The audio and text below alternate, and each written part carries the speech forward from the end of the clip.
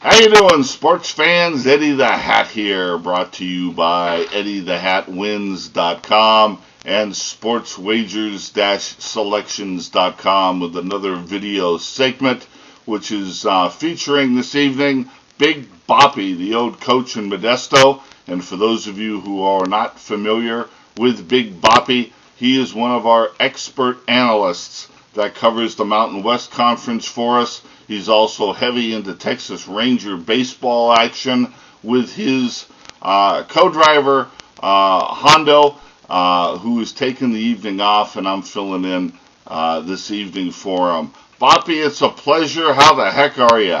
It's great to talk to you again, Ed.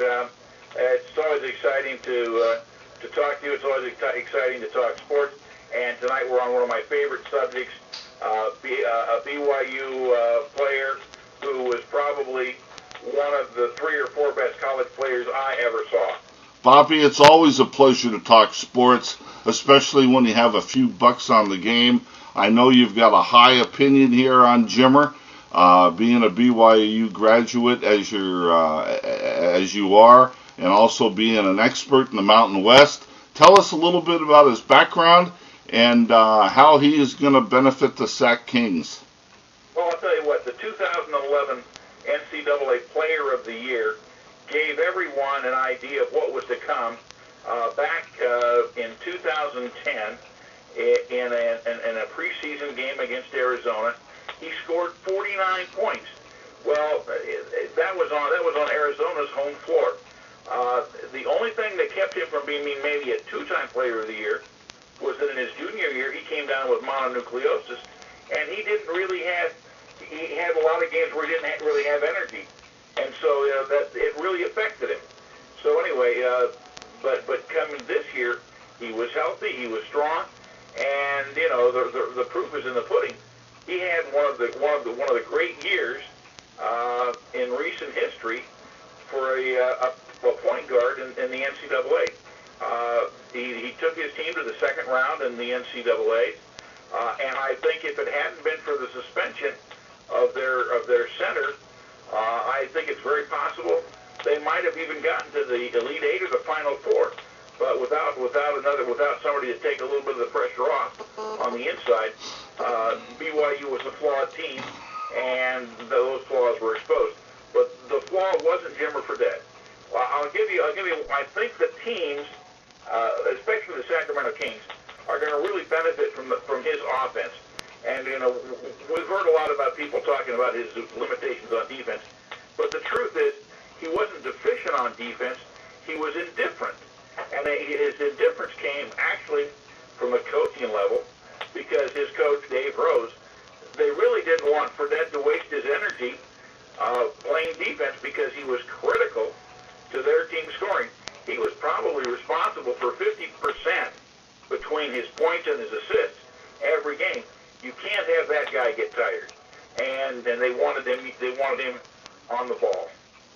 Right. Yeah, that brings us up to some questions here that we have. Of course, Jimmer certainly does have his supporters out there, and he also has his haters, it seems. People love to take shots, especially at rookies that are coming up, as to why they're going to fail. And there's a little bit of question on his ability to play defense in the NBA. I've heard it from some of the NBA haters that nobody plays defense in the league anyway. Well, you and I know that's a bunch of BS nonsense.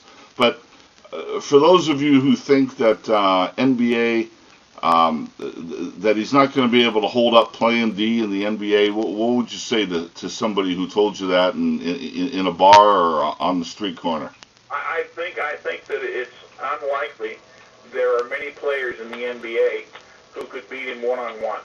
I mean, if he does have trouble guarding somebody, I will say that they will have more trouble guarding him. He had his range literally extends effective range out to maybe 35 to 38 feet. Now, his shot, when he makes one of those 35 to 38 foot shots in the NBA, it's going to have the same electrifying effect on his team as it did in college. And when it electrifies the crowd, it brings everybody up. and it's almost like it's going to set off a run every time it happens, because it's a shot that can't be stopped, and it's all you can do is admire it.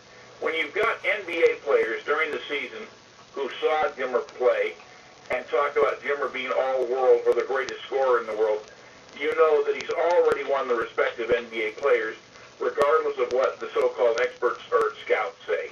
Now, Fredette's going to be a good one, and I think that there's going to be a lot of teams that are going to regret that they didn't pick him, and there's going to be a lot of fans who are going to have egg on their face because of all the negativity. Because he doesn't hear negativity, he's going to have a positive impact. He's going to have a positive business impact on the Kings. He's going to increase their attendance. He's going to increase their enthusiasm, and he's going to increase their wins. Okay, going to put you out on a very long limb here. How many his first season this year? How many points per game do you think he's going to average? It's going to depend on playing time. I think he's going to get 30 minutes a game, and I think if he gets 30 minutes a game, he'll score at least 15 points a game. Okay. And I think he may even have as many as 5 or 6 assists a game. He's going to have a very good rookie season. If he plays a few more minutes, he'll score more points. And I think the amazing thing is going to be, I think his shot percentage, his field goal percentage from the field, his field goal percentage is going to be about somewhere in the neighborhood of it's going to be close to 48 to 50%. Okay. So one of the big objectives, or not objective, but one of the big negatives that has been posted a lot in the blog and talked about is him coming out of a soft college schedule. How is an 82-game schedule going to affect his play? Is it going to take away from his offense a little bit, or don't you think that's going to be a factor? I think having watched him for 4 years, and having watched him go up against teams like Florida, having watched him go up against Arizona, watching teams literally try to mug him from the opening tip-off to the end of the game, as they did in both Las Vegas and in San Diego, that there really wasn't a soft schedule. What college has is a schedule that gives you time to rest between games. Well, you don't have that. Sometimes in the NBA you have back-to-back. What anybody who wants Fredette is fatigue. I don't think was ever a factor this year in any of his games. And if you look at him, his physical makeup, the guy is a brick. He is just really strong. I just don't think that's really going to be an issue. Okay.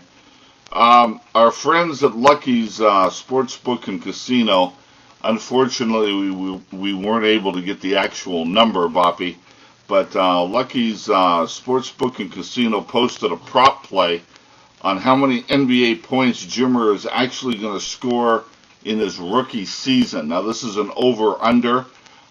Without knowing what the exact number is, which I need to find out, what would you, if you were the sportsbook manager and management came to you and said, we want you to put a number over-under on the total points that he's going to score in his rookie season, what would you lay that at?